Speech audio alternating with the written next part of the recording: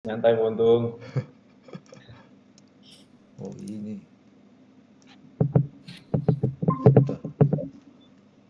Nah, Kelihatan nggak ya? kelihatan. Oh kelihatan. Oh siap. Oke. Jadi secara singkat ini ada 15 halaman. Jadi kalau ada pertanyaan di tengah jalan langsung langsung potong aja Pak. Jadi oke. Jadi ini memang tujuannya untuk di set bareng. Oke, cari peluang cuan. Terus ya ini syarat kita jangan saling menyalahkan karena saham tertutup turun. Jadi semua keputusan trading adalah tanggung jawab sendiri. Terus kalau grup WhatsApp yang hanya members yang inginkan saja ruang untuk berbagi ide trading. Jadi nanti saya kasih tahu nomor saya. Jadi kalau mau WhatsApp group, tolong kasih tahu. Jadi kita jam trading pun kita bisa share ide trading. Terus ya karena ini grup ya dilarang menawarkan jasa produk atau titip dana satu sama lain. Nah, terus ini saham aturan main. Jadi ada Pak Bekti, terus di Jakarta John Hans Wijaya itu kan. Terus kemarin kami pernah ketemu sama Pak Fier juga. Eh, jadi tiga-tiganya sama. Mereka tiga-tiganya bandar, terus hanya melihat bid over aja. Tidak ada yang lihat chart juga. Terus eh, mereka tidak pernah ada kata nyangkut. Jadi kalau nyangkut itu salah entry. Jadi close secepat mungkin. Kalau Pak John Hans Wijaya itu, beliau itu pernah bilang begitu masuk, kalau saham turun, berarti kan prediksi saya kan salah. Jadi harus cepat keluar. Tapi kalau average down atau hold terus, nah itu berarti mengandalkan harapan. Jadi hanya bukan skill, jadi hanya mengandalkan harapan saja. Jadi itu yang bikin trader ya rugi besar. Jadi selalu mereka itu fokusnya itu entry-nya supaya tepat. Hanya kalau salah masuk ya cut loss saja. Terus yang salah satu legendary trader itu di Korea, dia bilang alasan sering kalah itu ada 3. Pertama, tidak ada prinsip. Kedua, ada prinsip tapi tidak diikuti. Karena mungkin denial, emosi, tidak cut loss. Atau ada prinsip tapi itu tidak ada memiliki nilai plus. Skillnya dia atau polanya dia. Nah, terus ya ini mungkin barusan saya jelaskan juga. Seringkali kita kan tidak cut loss karena setelah cut loss takut akan naik. Nah, jadi kenapa kita harus cut loss? Pertama, kita bukan bandar yang gerakin saham. Terus apakah setelah jual naik atau turun kita nggak tahu. Tapi probabilitas yang lebih tinggi itu dia turun karena tadi dia turun karena downtrend. Jadi kita pilih yang kemungkinan yang lebih besar aja. Terus, nah ini ada lampiran. Cara menentukan betting amount, nilai jumlah taruhan. Sebentar ya, saya share. Ada pertanyaan so far? Aman, Pak? Aman?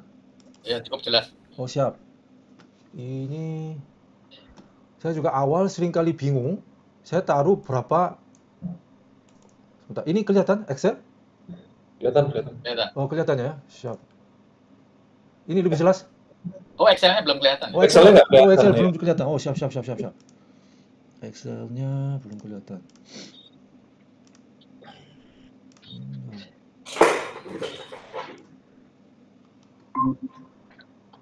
Excel kelihatan kah?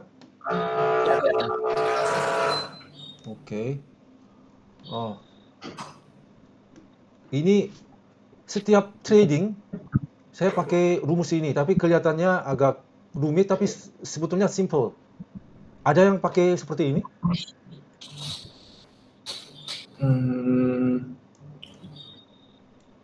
Belum ya?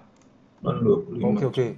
Jadi ini hanya kita rujuk sebagai informasi tambahan aja. Cuma misalkan ini berdasarkan dengan jumlah loss di satu trading, saya bisa tahan berapa misalkan rupiah. Misalkan biasanya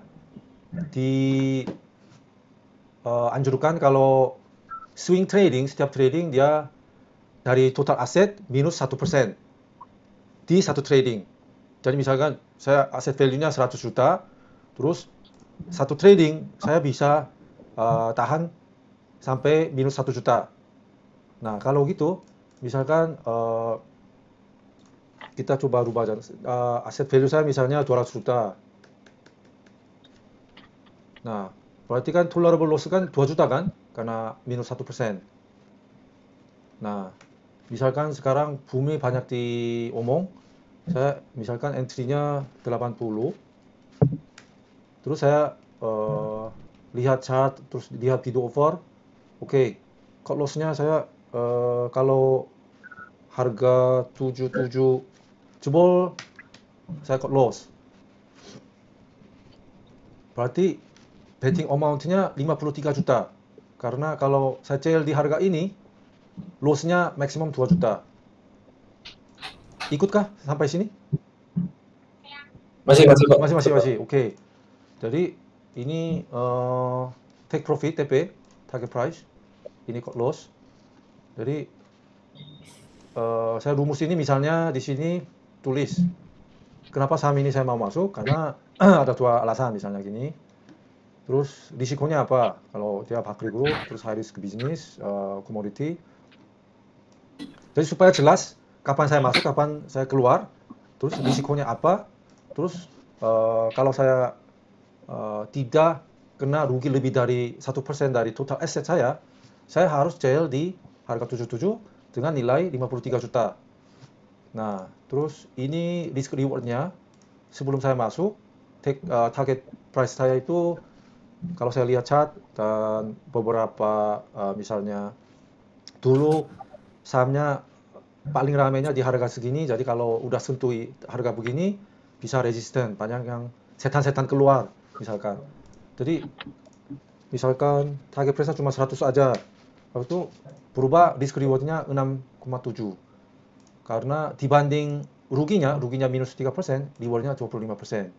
Nah, biasanya kalau scalping minimal harus risk reward-nya 2, terus swing lebih besar. Oh, scalping 1,5, tapi biasanya karena ada fee sama tax, kita selalu kalah sama sekuritas kan. Jadi scalping juga sebetulnya dianjurkan lebih dari 2 kali risk reward-nya. Nah, terus kadang kalau betting amount-nya agak besar, misalkan entry-nya itu saya pecat 3 kali. Jadi misalkan saya incarnya harga misalkan 77. Tapi kan kita ada human error kan, misalnya bisa aja jebol. Jadi toleransi saya misalkan sampai 75. Tapi setelah saya beli, dia kuat, terus masih naik, biasanya average up. Nah, kalau gini kan average-nya udah sama kan, 77.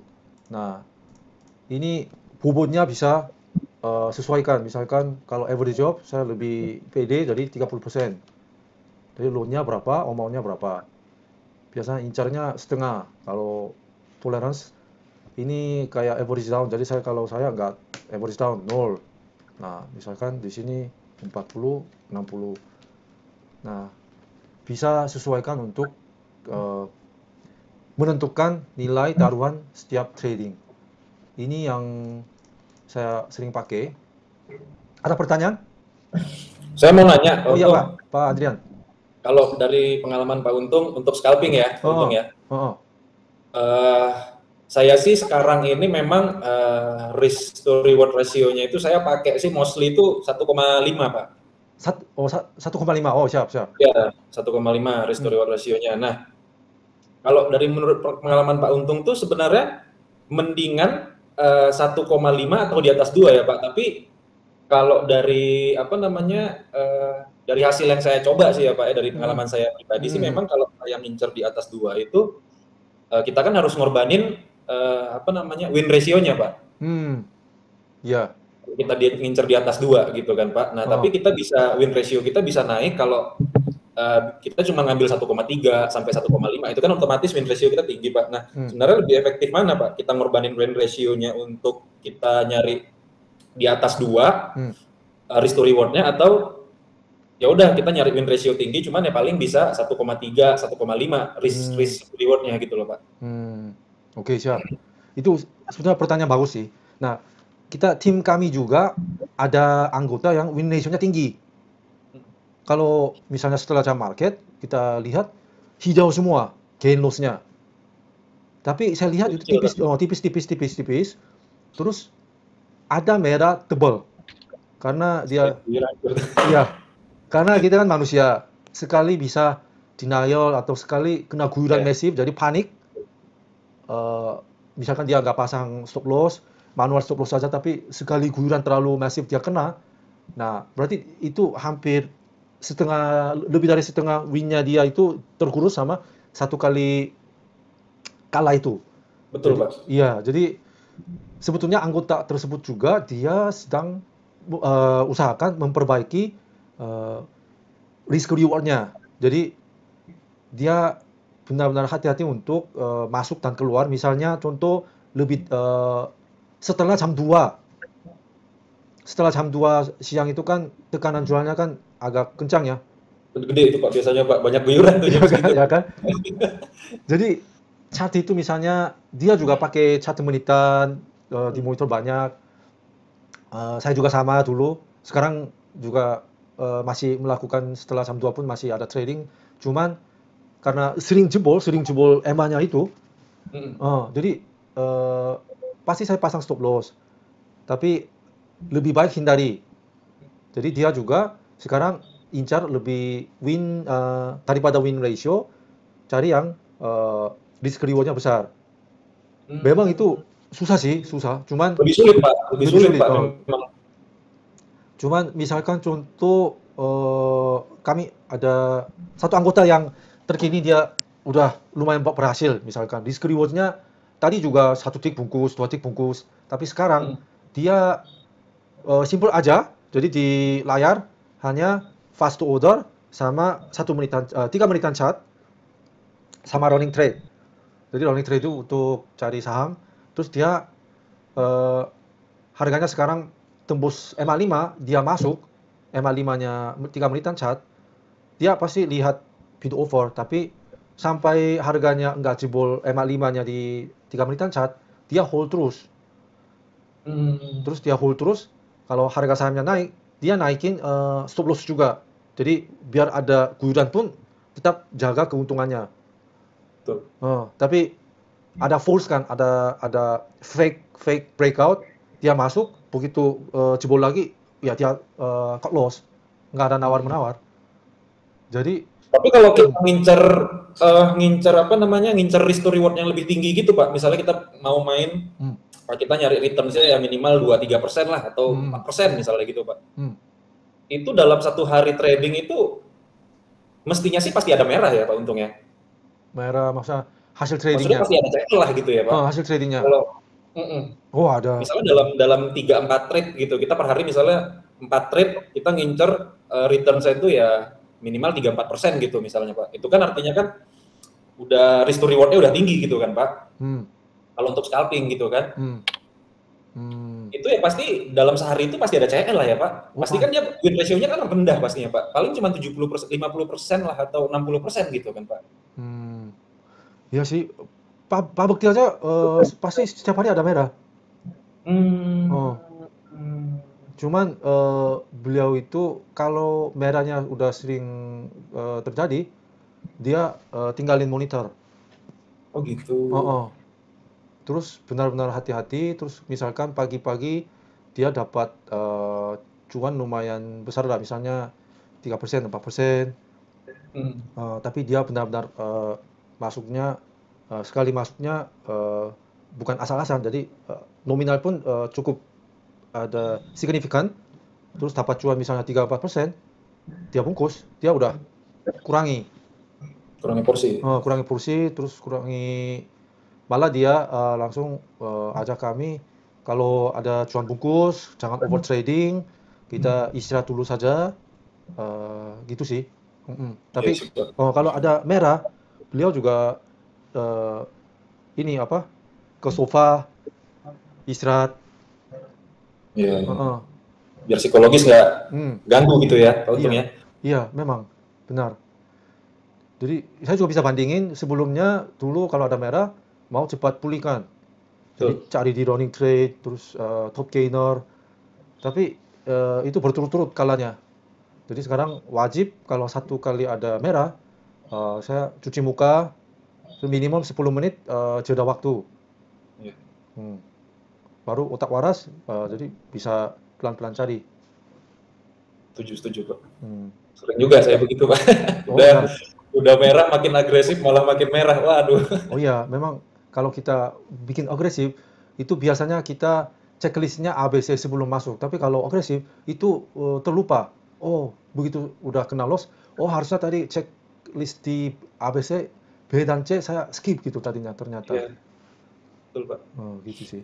Jadi bahkan kalau sekelas Pak Bekti, sekelas Pak Bekti itu masih ada nggak sih Pak Untung? Masih pernah nggak sih Pak Bekti itu kayak ibaratnya kena kena apa namanya kena guyuran lah gitu Pak Untung? Oh, ada pasti. Mm-mm. Oh tetap ada ya, masih Ah, denial gitu masih ada ya sekelas Pak Bekti ya Pak Untung ya? oh, kena guyuran, dia Mm. langsung cut loss. Oh, Hmm. denial sih jarang ada, Pak Bukti Maksud sih. saya itu Oh, denial sih pasti nggak ada Pak Untung. Maksud saya oh, telat apa namanya denialnya itu kita mau CL-nya itu telat gitu Pak Untung. betul betul. Ada Oh, denial sedikit, pas begitu udah ke bawah, loh kok nggak CL dari tadi gitu loh. Jadi CL-nya itu lebih dalam gitu loh ya, Pak. ya, itu makanya kalau sekelas Pak Bukti kan udah terlalu biasa ya, langsung Iya. haki ke bawah. Jadi training pun kalau scalping saya biasanya pasang stop loss dulu baru Oh, masuk. Mas. Oh, Iya, iya, iya, iya. karena untuk melindungi kita dari masif guyuran. Oke. Ada lagi? Itu aja Pak, lanjut dulu Oh, Pak. siap, siap. Pak Haji, Pak Simin, lanjut kita. Ya, ikut, Pak. Oh, Ini, Pak. siap. Siap. Siap. Oke. Ini jadi nanti bisa kalian bisa coba-coba untuk menentukan betting amount. Terus ada satu lagi untuk biasanya kita kan day trading. Cuman ada masanya kita harus swing atau investing kan. Jadi ada satu lagi menentukan betting amount.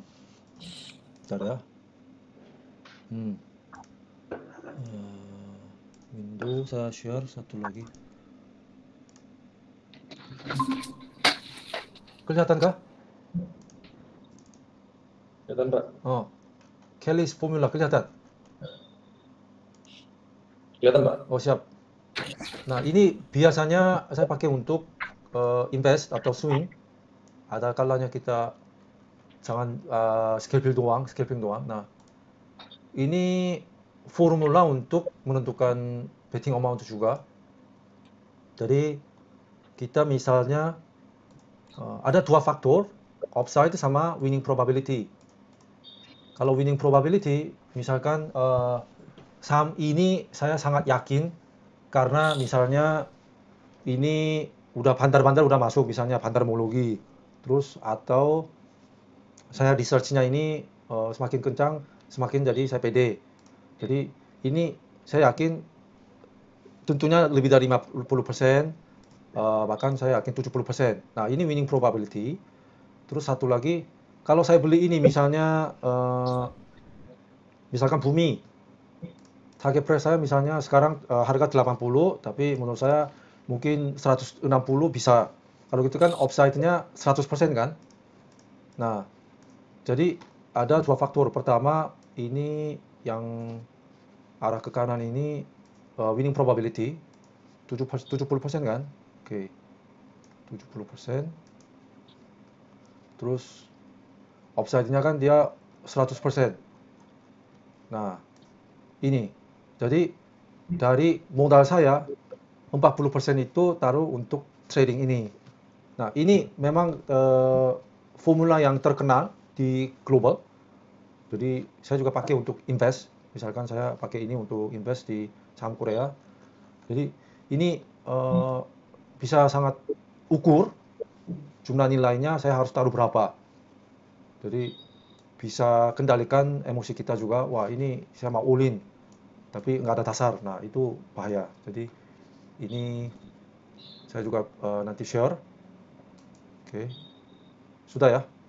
Itu berdasarkan penelitian empiris atau Itu Kellis itu dia orang terkenal dulu dia akademis, tapi dia pakai ini untuk poker, mainan kartu poker.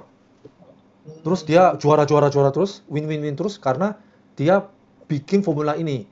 Jadi berdasarkan dengan penelitian. game teori kayak gitu Ya ya? teori. Tapi dia pakai ini untuk menentukan jumlah taruhan. Jadi money management, dari sisi money management dia pakai rumus ini. Terus so far saya juga pakai ini untuk saya kalau invest biasanya saham Korea. Pakai ini lumayan juga pede, nggak bingung lagi. Taruh berapa, terus ini saya udah research, dalam hati saya sudah ini lebih dari 50% pasti, lebih cenderung naik, tapi tambah pede karena riset 70%, terus target price saya misalkan sekarang harga 100, tapi target price itu 300 misalnya, lebih dari 100%. Gitu Pak. Oke, sudah? Boleh lanjut? Lanjut. Oh siap. Oke, PowerPoint lagi. Present PowerPoint. Bentar ya.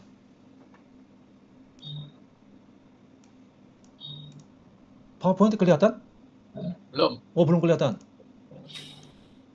Kelihatan kan? Kelihatan, Pak. Oh, Ya, siap. kelihatan. Nah, itu tadi cara menentukan. Terus, ini kan grup research bareng sebetulnya. Jadi, kita research bareng apa? Nah, ini sebetulnya bukan semacam grup untuk merekomendasikan saham, jual beli saham ini sekarang, terus TP berapa, CL berapa. Daripada itu, ini pengalaman saya. Kalau saya pantau pasar saham Indonesia, corporate action itu lebih probabilis menang itu lebih tinggi karena itu di reflect di pasar saham itu ada time difference-nya. Jadi begitu ada pengumuman langsung udah harganya di price-nya sudah terreflect bukan. Jadi ada jeda waktu kita bisa ambil. Kalau di Korea misalkan contoh kalau ada corporate action udah di price sudah terreflect seperti efficient market. Tapi di Indonesia saya lihat ini ada peluang. Jadi kita sebentar. Kalau sepanjang kita rajin, terus upayanya, jadi berdasarkan upaya bukan gambling. Jadi kita tetap trading, scalping, tapi yang penting cuan kan. Jadi kenapa enggak kita melakukan ada cara yang lebih aman daripada kita scalping. Nah, jadi ada 7 corporate action saya mengalami. Oke. Pertama IPO. Nanti ada lampiran Excel-nya untuk IPO analysis. Jadi so far misalkan di ISLC, SEMA, Native, PAUD, di sini ada yang ikut IPO?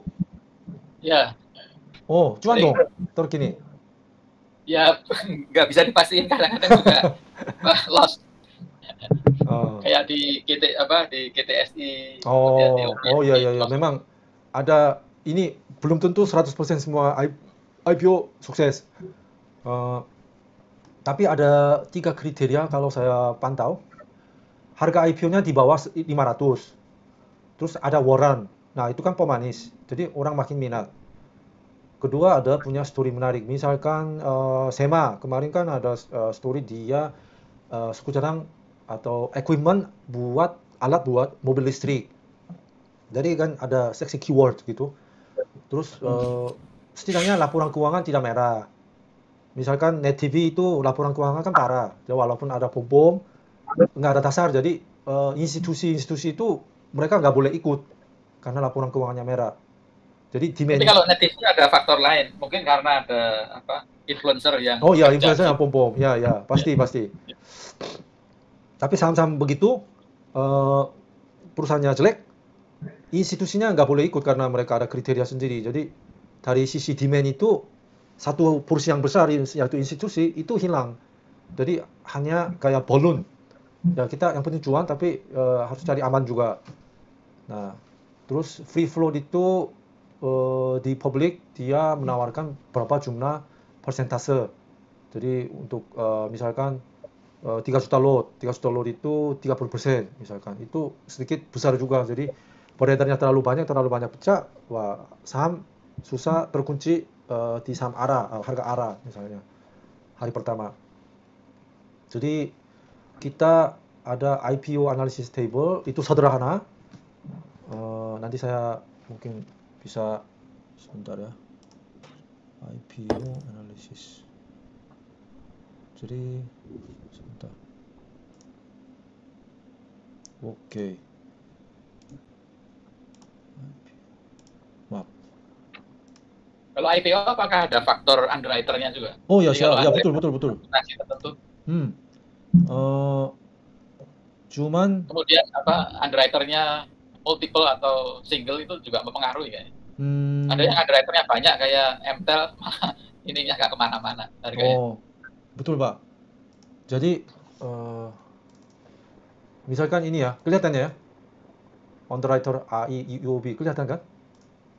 Excel. Oh, aduh.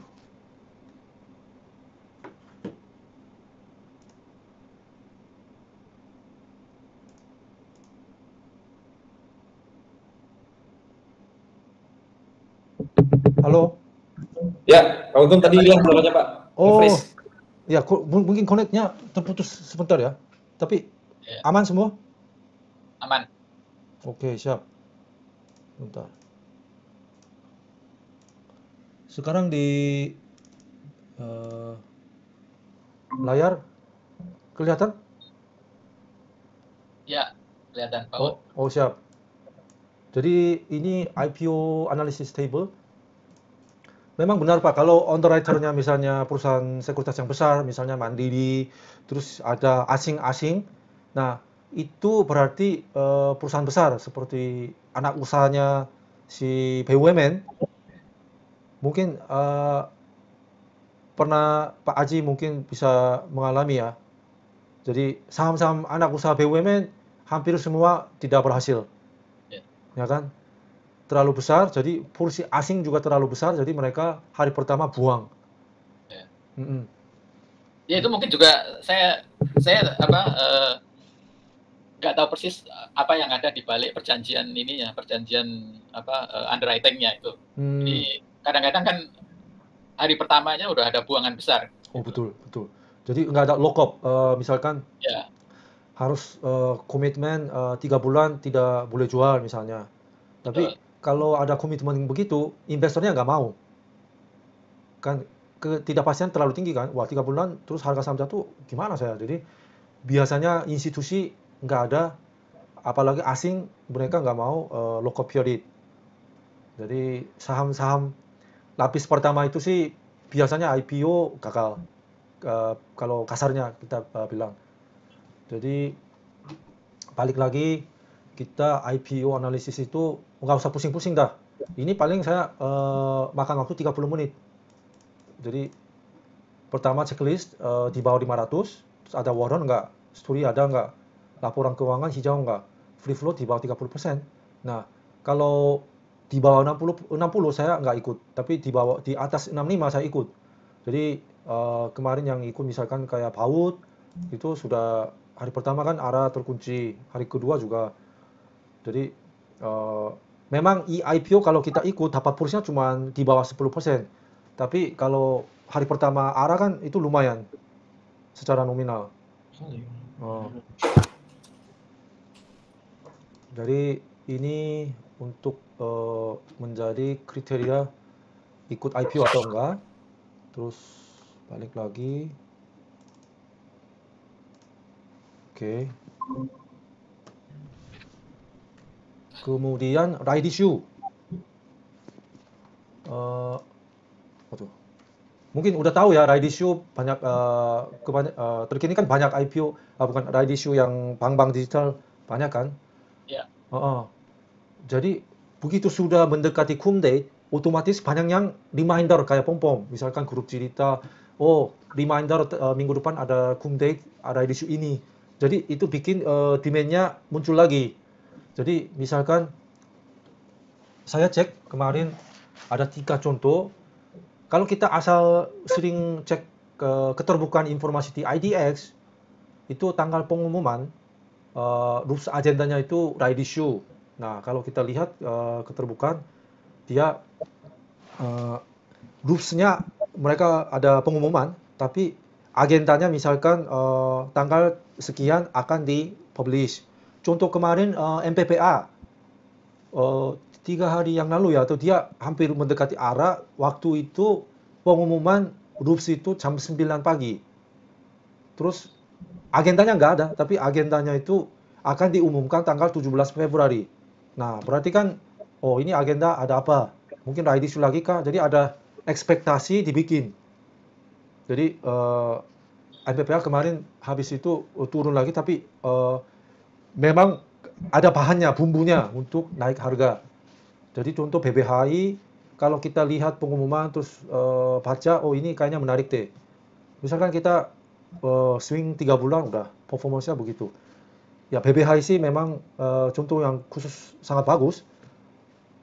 Tapi kita misalnya sudah analisa lebih awal September Oktober sudah baca pengumumannya, ya nggak sampai 300% lah. Kemungkinan besar sudah untung besar. Terus PRMS juga 23%, Aldo 32%. Ya memang makan waktu 3 bulan 5 bulan, tapi untuk swing oke.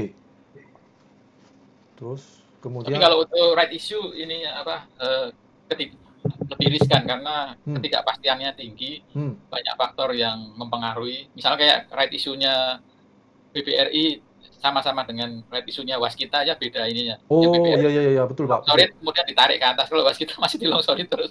Oh iya. Jadi betul Pak, itu contoh bagus, kita harus hati-hati juga. Kalau BUMN itu memang jelas karena mereka laporan keuangannya banyak hutang. Kayak karya-karya gitu kan semuanya hutang dulu baru bangun tol.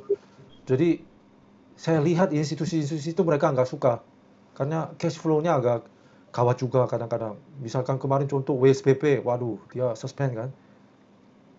Jadi benar Pak, agak riskan. Tapi kalau kita lihat ada growth story, cerita pertumbuhan, khususnya misalkan bank digital itu kan lebih ke digitalisasi kan. Jadi direspon marketnya bagus. Apalagi kalau harga right issue-nya jauh lebih murah dengan harga sekarang. Tim kita aja, wah ini harga right issue murah nih. Pasti direspon market. Nah beli. Terus ada anggota juga kami, dia sampai dapat right-nya. Jadi setelah cum date, dia eksekusi. Saya juga BBHI kemarin begitu.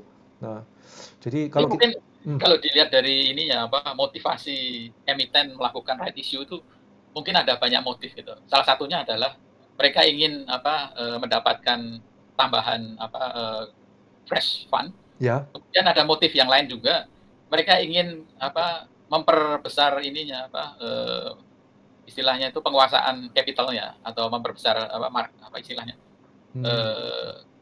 market share-nya gitu.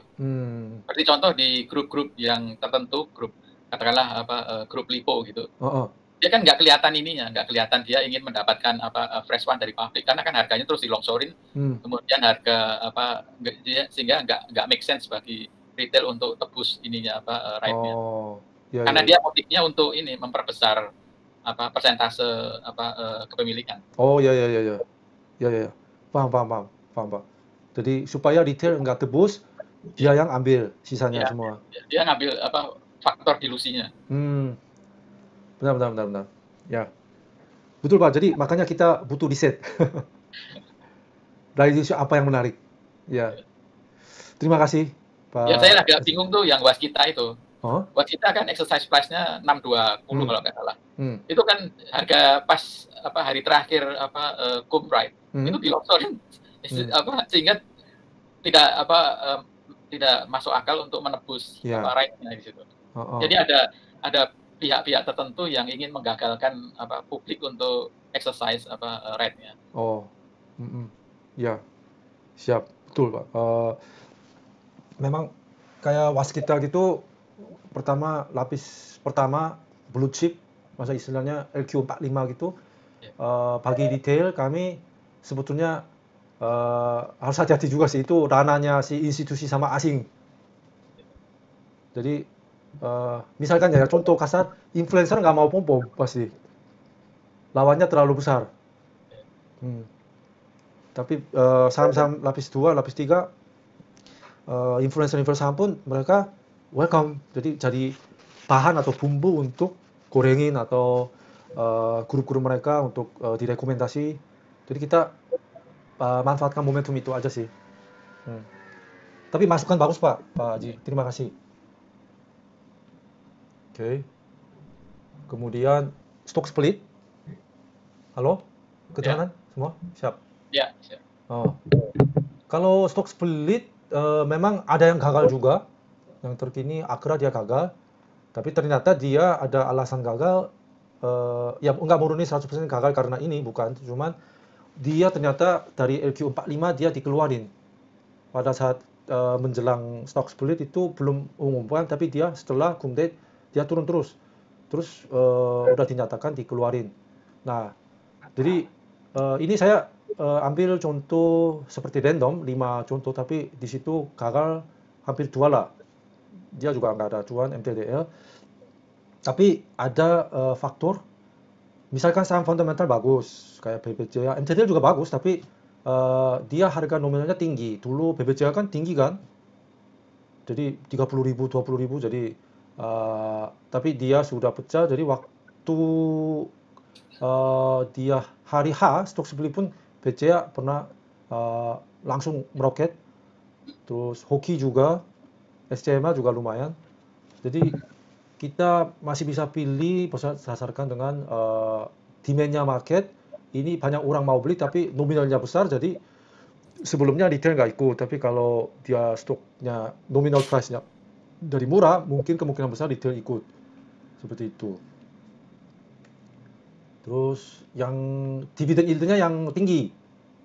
Nah, memang tujuan kita bukan ambil dividen sih, tapi untuk pakai momentumnya aja. Jadi saya juga ambil contoh, 5 contoh. Mereka yield lebih dari 5%. Ada yang 4%-an. Tapi karena high yield, di publish di berita, banyak yang reminder, ini dividennya lumayan loh. Jadi sebelum cum date pun dia naik, ada yang overshooting juga. Nah, tapi ada yang gagal juga, misalkan PAM, dia beritanya waktu itu agak salah. Jadi emiten pun mengakui, menjawab atas pertanyaannya bursa, itu berita itu salah. Jadi berita itu waktu itu dividennya lebih tinggi dari ini. Jadi mereka sesuaikan lagi. Jadi sebelum cum date itu dia sudah terlalu overvalued, terlalu naik. Jadi itu sampai cum date itu gagal. Terus yang naik itu misalkan Adaro, BSSL. Jadi saham-saham bidangnya, sektornya yang lagi hot, lagi panas. Batubara. Jadi mereka begitu ada pengumuman sampai cum date, ya pelan-pelan tapi naik. Dimas, nah itu real estate, jadi ya properti sekarang kan tidak bagus, jadi kita kalau hitung, nah nggak cuan. Oke, kemudian saham bonus. Nah, misalkan sekarang masih ada sisa waktu untuk saham bonus itu, misalkan Bank Mega, itu tanggal 9 Maret, itu dia baru cum date. Misalkan saya ambil contoh 5 ya. Jadi dia bagi bonus-bonus dengan bentuk saham. Performance-nya ya 2-nya kalah, 3 menang. Nah, berarti ya masih kemungkinan lebih tinggi kan. Jadi intinya tergantung saham bonus di harga berapa, terus bisa dijual di tanggal pencatatan. Nah, kalau kita lihat misalkan contoh Segar. Nah, ini 2 bulan tapi naiknya signifikan. Terus misalkan contoh kalau kita tetap ibaratnya sampai X date kita pegang untuk dapat saham bonus, ya misalkan contoh segar itu X date harganya terlalu jatuh, jadi total ya itu minus 4,8%, tapi sebelumnya setelah pengumuman 1 hari kemudian, 3 hari kemudian, ya naiknya lumayan, jadi bisa keluar juga dengan cuan. Nah, SPMA juga dia minusnya gede karena harga saham sebelum ada saham bonus dia bergerak duluan. Mungkin informasi sahamnya bocor ke banyak orang. Jadi sebelum pengumuman dia naik duluan. Oke. Terus yang keenam itu insider buying. Nah, kalau kita lihat Stockbit, kalian pakai Stockbit kah? Ya. Pakai kan, Pak? Pakai. Di situ kan ada kalau Stockbit Pro, insider buy atau tidak bisa dilihat kan? Nah, jadi misalkan contoh Kino kemarin naiknya signifikan ya 2 hari berturut-turut karena dia direktur utamanya beli duluan bulan Desember, dia beli terus kalau nggak salah 2 minggu kemudian emiten dia mengumumkan perusahaan akan buyback, pembelian kembali saham 100M. Jadi market respon, 100M gede juga, ya kan? Jadi CEO itu kayak front running, tapi tidak ilegal, secara legal. Dia hanya tujuan investasi. Tapi kan dia udah tahu emiten akan pembelian kembali saham, jadi dia beli duluan. Nah, jadi ada kemungkinan setelah Itu dibeli. nggak masuk ini ya, nggak melanggar hukum insider trading itu ya? Oh iya. Jadi memang ini kayak agak mungkin loophole, lubang di aturan, tapi masih diterima, bursa atau OJK nggak melarang. Nah, jadi kita bisa perhatiin ini misalnya saham Hill juga kalau nggak salah dia direksinya beli, terus pokoknya dia direksi beli, kita bisa harap ini mungkin ada pembelian kembali saham. Terus misalkan contoh Bumi, ini dia bukan direksi, cuman lebih dari 5% owner. Jadi ada inflow terus.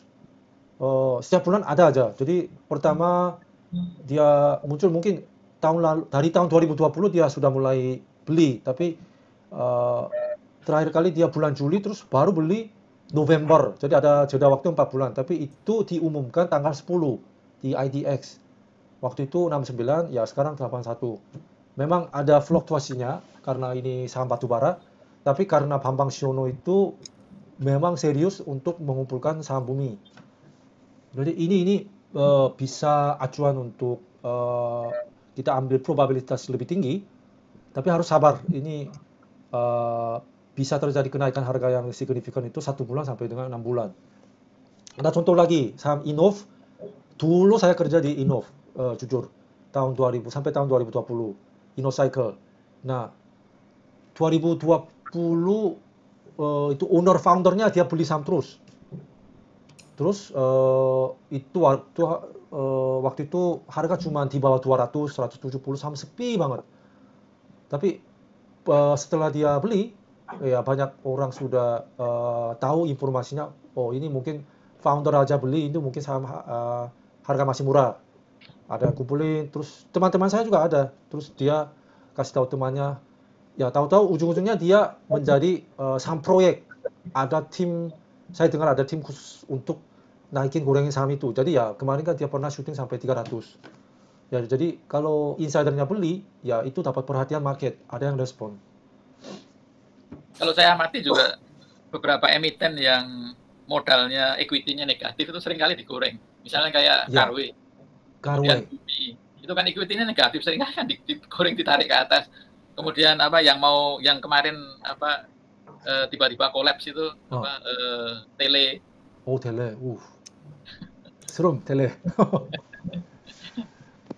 Ya, jadi ya intinya sih kita walaupun gorengan, kalau gorengan untuk satu hari day trading nggak apa-apa. Misalkan ini minusnya, maksudnya equity-nya minus, tapi kita buang satu hari ya itu oke. Cuman kadang-kadang scalping pun kalau saya ada niat inap 1-2 hari, lihat ini financial statement-nya yang di HODS kan ada yang bisa lihat sekilas ini equity-nya merah atau enggak gitu kan. Jadi ya harus hati-hati sih itu gorengan. Misalkan contoh ya, saya dengar dari itu salah satu bandar lah. Jadi mereka dapat proyek gorengan dari emiten, seperti Pak Aji tadi bilang, perusahaannya agak jelek, tapi ownernya mau dapat duit dari saham. Jadi mereka dengan udah harganya sudah mendekati gocap, jadi harganya kan murah kan. Jadi dia pakai nomini, ownernya nomini kumpulin sampai lebih dari 95% itu di market itu udah dipegang sama mereka. Tapi secara tertulis owner itu PT itu cuman pegang misalkan 60%. Tapi yang di market yang beredar itu kan 40% seharusnya, tapi 30% itu sudah dibeli sama si emiten dengan nomini. Terus dia datang ke bandar-bandar yang proyek gorengan. Nah, terus ini kami sudah keringin sahamnya. Di market yang beredar cuma 3%, 5%. Berarti 95% di tangan kita. Terus tolong naikin sampai target price, misalkan sekarang harganya cuma gocap 50, tapi target price 200, tolong dong. Nah, jadi dengan 3% itu di market, bandar saham itu dia goreng, langsung ini kan loncat kan karena di market beredarnya sangat kecil. Nah, jadi udah mendekati 200, emiten yang nomini itu jual di market.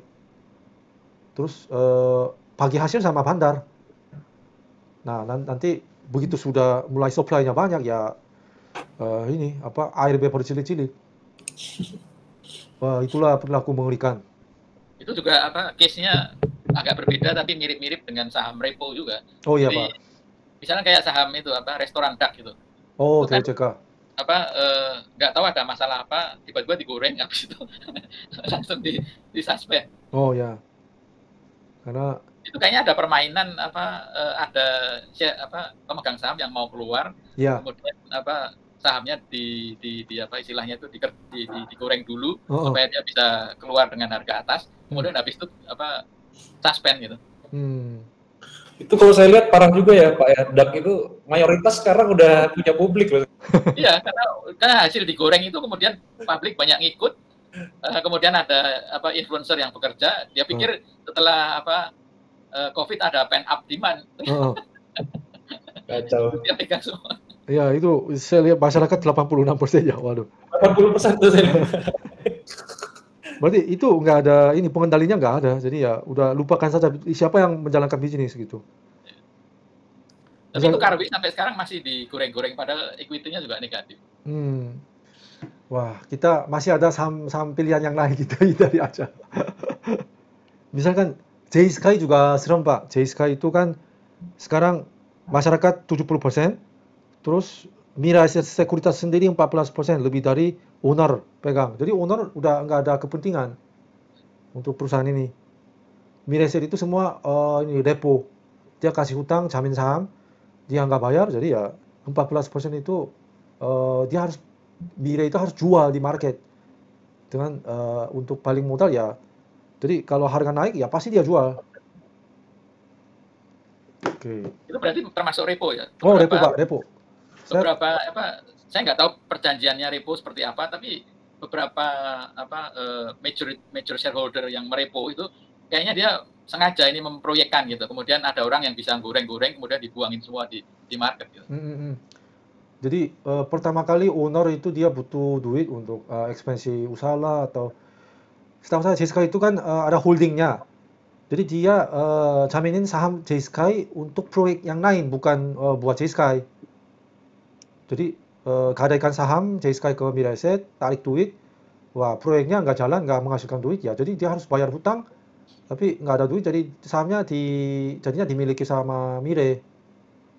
Nah, tapi Mire nggak bisa gorengin saham untuk keluar. Nah, istilahnya itu kan melanggar aturan. Jadi ya. Tapi kan dia bisa ada bandar yang bekerja sama dengan sekuritas, kemudian dia ikut gorengin gitu. Oh, bisa aja sih. Kalau saya lihat di laporan keuangannya sekuritas itu banyak yang dipinjamin ke bandar-bandar gitu. Oh, iya. Tapi setahu saya Mire itu karena sekuritas yang lumayan gede di Korea, dia compliance-nya ketat. Jadi CEO Shin Tae-yong itu pun dia nggak mau yang main-main yang digoreng untuk keluar. Ya bisa aja ada di sisi yang agak gelap, tapi nggak berani pasti. Nanti kalau kena seperti ada kasus dulu yang Heru Hidayat, itu perusahaan-perusahaan sekuritas Korea yang banyak yang kena. Sampai CEO-nya di Sekuritas Indonesia, dia kena jadi dipanggil ke Korea terus dicabut jabatannya karena dia pernah ikut juga, itu juga hutang, nggak dibayar sama si Heru Hidayat, jadi ya coba ikut sana sini, tapi ya ujung-ujungnya proyeknya gagal, jadi ya nggak bisa balikin hutang, jadi ya kena dia compliance-nya. Nah itulah pasar saham sangat liar, sangat kejam. Okay. Yang case yang kedua kayak misalkan ini Asia Air. Oh, AirAsia, ya Pak. Kan sebenarnya technically udah bankrupt gitu, tapi kan digoreng-goreng gitu. Naiknya gila-gilaan juga itu Pak kemarin Pak. Itu kode sahamnya apa sih, saya lupa Pak. CMPP. Oh, CMPP. CMPP, AirAsia. Oh iya. Wah. Oh, sama itu. Ininya pasangannya dengan ini hotelnya dia apa itu kodenya PTSK. PTSK. Oh, PTSK itu grupnya juga ya Pak? Ya, grupnya itu hotelnya. Oh, Red Hotel dulunya itu juga ada kasus kan itu Red Hotel itu. Oh, sorry Pak, PTSK. Oh, enggak ada PTSK. SKPT lupa saya ininya terbalik-balik. PKST ya, PKST. Ya, PTSK nggak ada di trading view. Tahu saya juga PTSK sih namanya. PTSK, PSKT. Daily Planet Indonesia. Oh. Ya. Oh siap, wow, oke, kita hindari saham ini nanti di blacklist. Memang yang CMPP kemarin juga kami lihat timnya, wah ini CMPP jangan kita mau sentuh aja ini sahamnya, nggak jelas. Buat scalping sih masih enak Pak, tapi saya lumayan juga tuh CMPP. Oh, dapat cuan Pak? Dapat cuan sih lumayan lah Pak. Wih. Tapi ya copet-copet 1-2% aja Pak. Mantap. Kayak Garuda dulu kan. Oh. Iya ya. Wow. Sebelum disuspend. Pak Andrian hebat ya ini, waduh. Enggak lah Pak, masih belajar juga Pak. Wah, high risk saham untuk scalping. Oke. Yang penting cuan sih, Kalau kita copet-copet ya nggak masalah lah ya perusahaan. Iya Pak, masalahnya yang paling susah itu kan konsisten cuan itu Pak. Cuan sih gampang sebenarnya, konsisten cuannya ini. Iya Pak, jadi ujung-ujungnya saya juga memang saya ikut tim Pak Bekti, jadi ada semua anggota juga lah, ada cuan, tapi sekali salah main tergerus, jadi bad mood, untuk pulihkan itu makan waktu beberapa hari, jadi kita harus ada safety margin, safety cuan dari misalkan dari corporate action, ini kan masih agak santai tapi probabilitasnya tinggi. Jadi ada call loss dari scalping pun masih bisa di backup. Jadi lama-lama saya juga cari corporate action, wah ini masih bisa kayak safety belt. Tetapi kita tetap trading, scalping gitu. Oke, boleh lanjut Pak? Ya, lanjut Pak. Oh siap. Oh, yang ketujuh itu M&A, tender offer. Nah ini yang paling sulit sih menurut saya, karena kalau tender offer itu kan ketika ada pemegang saham pengendalinya diganti, itu kan wajib untuk melakukan tender offer.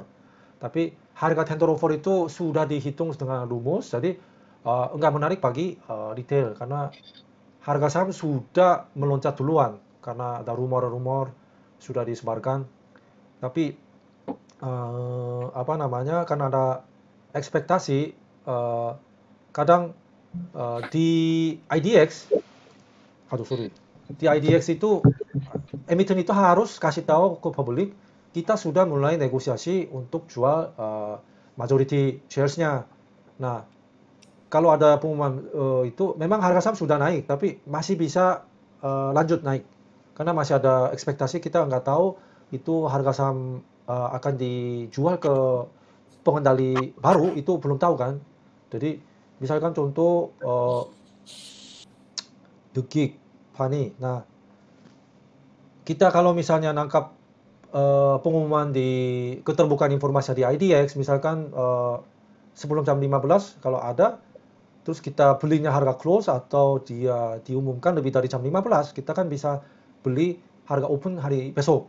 Nah, jadi saya hitung-hitung, nah itu kebanyakan bisa cuan. Ada time difference, tapi dia diterapkan di harga itu agak pelan. Ya, tapi kuncinya harga saham sebelumnya sudah naik signifikan atau belum.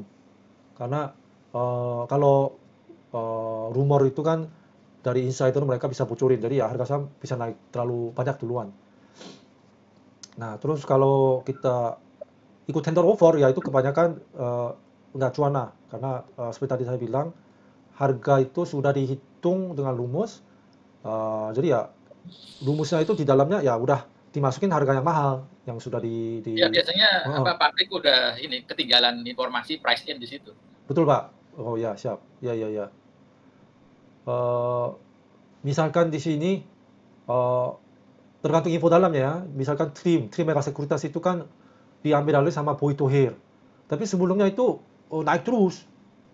Jadi itu karena ada informasi yang dalam, mereka yang yakin, yang semi insider sama insider pasti mereka kalau turun ya beli lagi. Terus era ANC juga diakui sama Jarum. Jadi kalau ada info-info yang dengar dari kanan kiri, kita bisa share juga. Kalau misalnya si Boston di tim kami, dia pernah tahu ini Dream sama Era ANC. Tapi dia karena ada di dalam guru mereka kan ini sepertinya hanya buat mereka, jadi nggak bisa open, ya mereka jadi cuan juga di sana. Tapi caranya dapat informasi yang cepat itu agak sulit. Misalnya kalaupun publik bergantung ke informasi media khusus, misalkan kayak investor atau bisnis Indonesia dan lain sebagainya, rata-rata udah terlambat ini. Betul. Ininya harganya udah gerak duluan, kita cari newsnya, oh iya benar. Udah keburu naik. Betul Pak. Tapi ya masih ada balapan sih, peluang untuk balapan. Misalkan sekarang saya kalau marketnya agak sepi, saya sekarang sering ini keterbukaan informasi F5, masa renew update. Entar itu kan muncul setiap corporate action, terus ada kata kunci kayak fakta material informasi. Saya buka, misalkan di sana ada pengumuman rules tapi agenda belum ada, atau agendanya misalkan lain issue, udah ini harus perhatiin. Misalkan dulu tender offer M&A, kalau kita beli pada saat mereka pengumuman, ya coba-coba kalau udah kita balapan beli, mungkin ini seperti buy di open, sell the close hari kemudian. Jadi one day momentum masih ada sih. Seperti tadi kemarin MPPA, dia kan ya memang tentu saja itu ada faktor lain juga pasti, tapi kalau saya lihat baca itu misalkan jam 9:30 aja, oh itu ada pengumuman, oh agendanya apa? Oh agendanya akan diumumkan tanggal 17. Oh harga saham udah turun banyak, oh ini ada apa? Tapi terus dia lagi direspon sama market mau naik. Mungkin itu bisa jadi target untuk scalping, risk reward yang besar. Tapi waktu itu saya baca itu udah siang, harga udah hampir mentok, jadi ya nggak jadi sih. Jadi ini beberapa contoh. Terus, jadi apa yang kita harus lakukan sebagai member? Itu Pak Untung maksudnya tadi refreshnya itu di News Mirai itu Pak? Oh enggak. Misalkan saya ini ya share ya. Keterbukaan informasi Pak, keterbukaan informasi. Di IDX ya? Oh di IDX. Dulu saya juga agak malas, tapi sekarang udah keterbiasaan sebentar ya. Jadi kadang-kadang IDX website tuh kurang up to date ya, ketinggalan terus. Tapi kalau misalnya Stockbit, kalau saya perhatiin, Stockbit itu dia setelah diumumkan di IDX baru dipublish. Sebentar.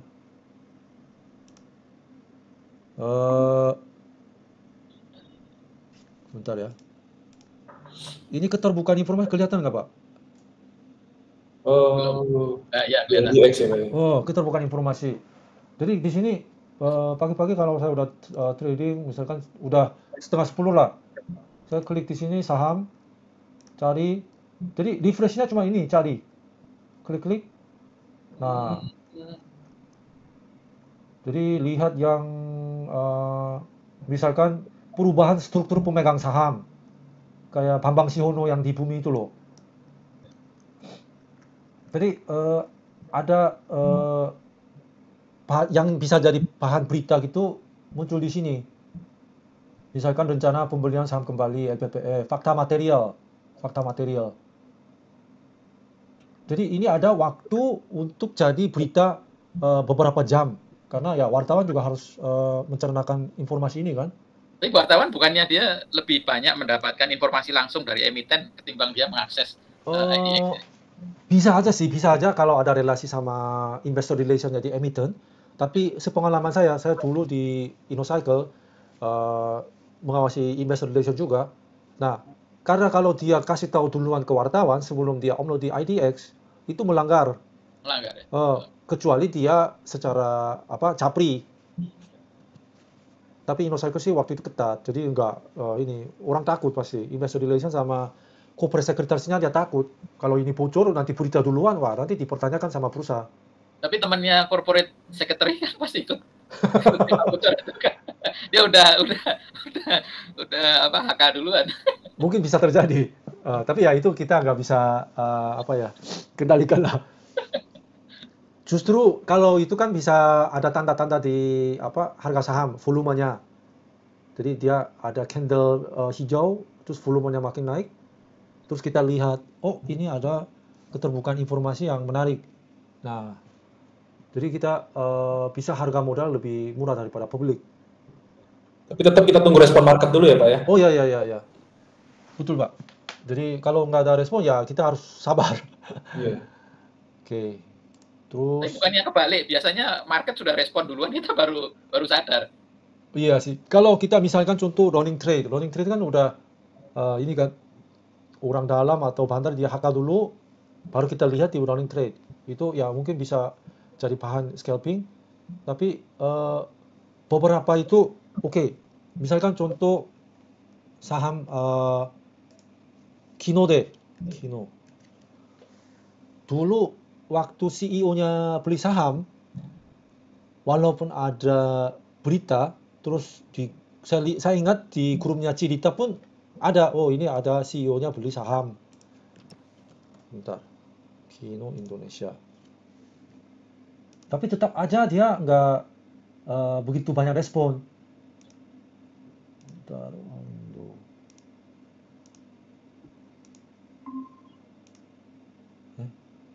Luna, Kino.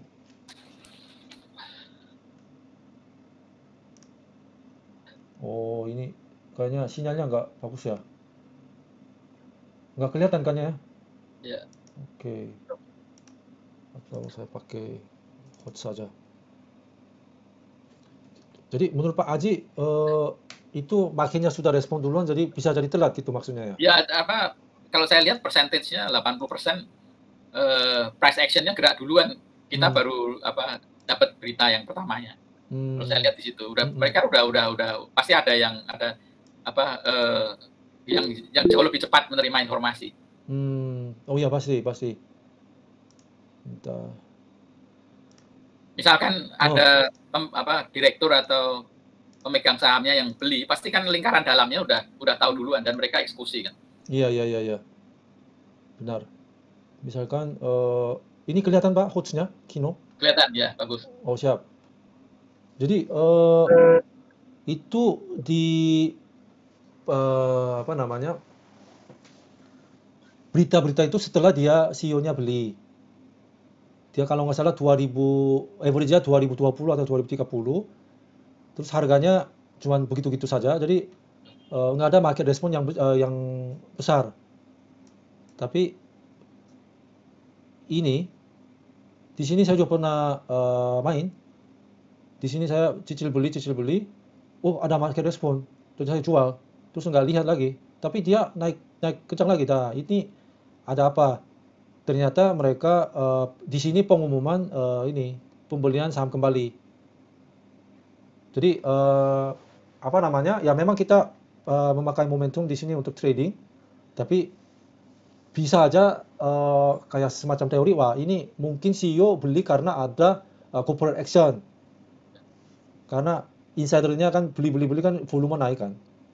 Terus udah diumumkan langsung public respon ada saham roket sahamnya keluar.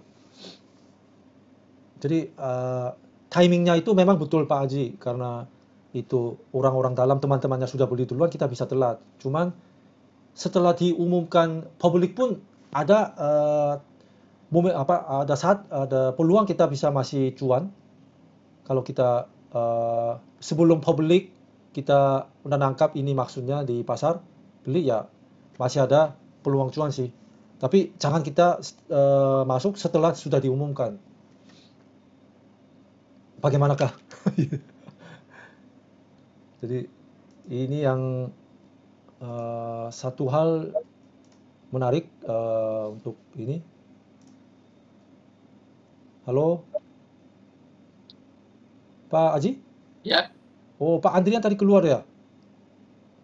Atau, Oh, mungkin putus ya? putus. Oh, sebentar.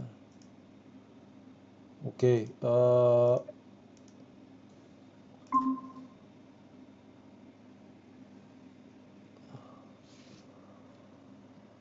Jadi kalau keterbukaan informasi dan kita bisa refresh lagi. Jadi karena kita grup bisa saling mengecek karena masing-masing sibuk, tapi bisa saling cross check kan. Oh, ini ada corporate action baru. Jadi kita saling mengingatkan. Itu yang tugas yang saya mau ajukan, mau usulkan ke grupnya.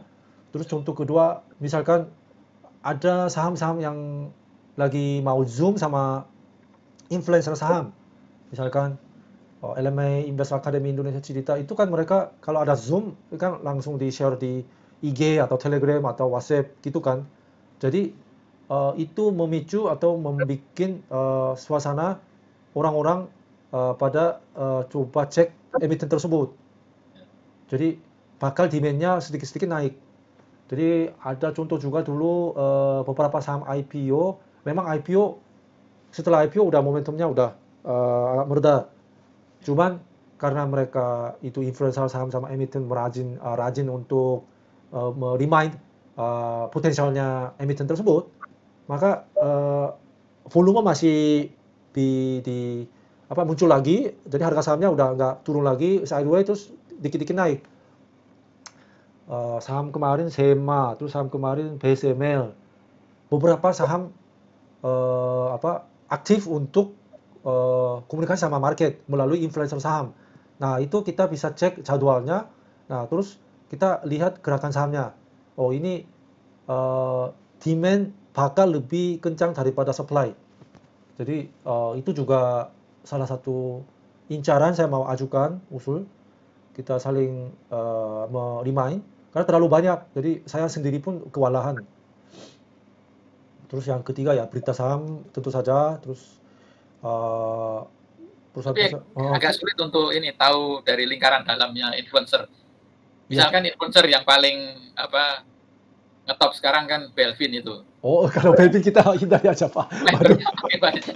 Kali kita punya akses insider ke Belvin, baru kita bisa dapat informasi yang berharga saham apa yang akan diolah dia. Oh, waduh, kalau saham Belvin. Misalnya gini, kasus terakhir kan Net TV itu. Ya. Kalau kita tahu dari awal Belvin akan goreng Net TV, ya, itu kan sebenarnya potensial gainnya banyak sekali gitu. Cuman masalahnya kan biasanya dia udah pasang dulu baru dia publish ke publik gitu. Oh iya. Ya memang. Jadi kalau saham Belvin sih kami juga ngakui sangat susah karena terlalu kasar. Terus terlalu instan. Turun naik terlalu instan, jadi kalau sedikit telat aja sudah jadi korban. Uh-uh. Tapi yang lain minimal mereka ada dasar untuk fundamental reason. Jadi terus apalagi mereka ada kerjasamanya dengan sekuritas analis, misalkan LMA, banyak interaction sama analis di sekuritas. Jadi ya enggak sekasar seperti saham diving sih. Tapi saya curiga ya, mungkin ini belum ada faktanya. Iya, Pak. Saya nggak tahu apakah ada fakta realnya. Ya. Beberapa emiten tuh sengaja menyewa influencer untuk exit dari dari kepemilikan sahamnya gitu. Misalkan kasus itu Tele itu kan kelihatan banget itu. Kemudian ada beberapa saham lain, saya lupa ininya HKMU dan lain sebagainya itu. Karena ininya ownernya mau exit, dia menyewa influencer untuk goreng sahamnya, kemudian dia buang semuanya. Iya. Memang itu jahat sih, jahat. Jadi. Tapi itu legal memang. Betul, Pak. Jadi kalau misalkan contoh ya, Pak Bekti juga sering bilang harga yang paling optimal, salah satu harga yang paling enak untuk trading itu harga lebih dari 200. Tapi kalau di bawah 200 atau di bawah 100 gocap, wah itu risknya di emiten, governance-nya itu bisa kacau seperti HKMU, ya kan? Jadi udah itu moral hazard-nya udah kalau sudah dia berniat, wah itu ya kita masih bisa copet-copet, tapi seperti Pak Haji bilang, dia jangan-jangan dia sewain si influencernya untuk keluar. Misalkan kayak itu saham real estate real itu juga kan kelihatan. Oh ya, itu itulah ya. Jadi toko influencer juga ini kan dia jadi banyak dapat komplain juga. Jadi ya kita sebagai masih follower, pengikut market, ya harusnya sih ada filter lah ya, filter. Jadi saham-saham yang agak dicurigai ini dengan niat agak tidak benar, ya kita cari yang lain saja. Oke, terima kasih masukannya Pak Haji. Oke, terus ini mungkin kalau ada teman yang jago Google Trends, jadi keywords yang hype-nya sekarang itu apa, nah itu juga membantu untuk kita nangkap suasana market. Nah, jadi yang apakah menarik atau tidak saham ini, dan dengan corporation ini atau dengan berita ini atau influencer saham yang akan zoom sama emiten ini, saham-saham apa yang diuntungkan, itu nanti mau dibahas di grup. Oke, kemudian Q&A. Jadi bebas Pak, ini presentasi sudah selesai. Jadi mungkin menentukan universe-nya dulu saham-saham emiten tipikal mana aja yang kita akan fokusin, katakanlah member dari Kompas 100 atau member dari apa gitu. Kita keluarin emiten-emiten yang berisiko terlalu tinggi atau emiten-emiten yang kita nggak fokusin. Oh siap.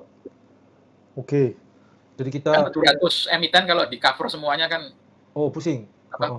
Nggak ada waktu kita nggak ada waktu. Ya betul. Gitu. Jadi misalkan pertama kalau boleh saya usul itu semacam kayak LQ45 kita digeserkan dulu saja. Karena lawan kita asing sama institusi. Jadi kita fokus lapis 2 dan lapis ketiga. Tapi kayak lapis ketiga di market cap-nya di bawah 500M, itu nanti dulu misalkan. Terus volume hariannya minimal misalkan minimal 50.000 lot misalnya. Itu bisa kita patokin Pak. Iya. Terus bentar ya. Oh, Pak Andrian mungkin ada urusan pribadi kali ya. Oke. Pak Simin, so far lancar? mungkin nanti di chat ya. Oke. Ya. Oke, mungkin sebagai secara terakhir, ini beberapa pengalaman saya alami untuk biasanya kan ada 3 faktor biasanya dibilang sama para master. Jadi trading psikologi sama manajemen dan skill. Nah, saya sering alami kalau boleh share saya itu ketika saya takut beli itu tanda-tanda saya harus klik buy.